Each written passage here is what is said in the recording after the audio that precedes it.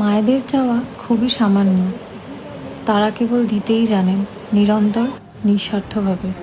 আর এই কথাটা আমি সত্যিকারের উপলব্ধি করেছিলাম যেদিন আমি নিজে মা হয়েছিলাম।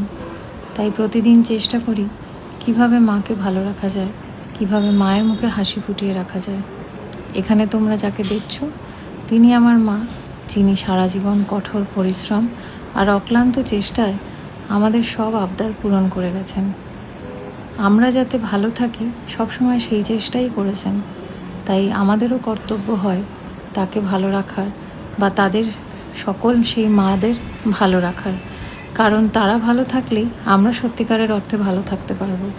এই ভিডিওটা দেখে অনেকেরই হয়তো মনে হতে পারে কি পাগলামিটাই না করছে, কিন্তু সত্যি কথা বলতে আমার কাছে এই পাগলামির মধ্যেই লুকিয়ে আছে অনেক না পাওয়া ভালোবাসা আর অমূল্য অনুভূতি।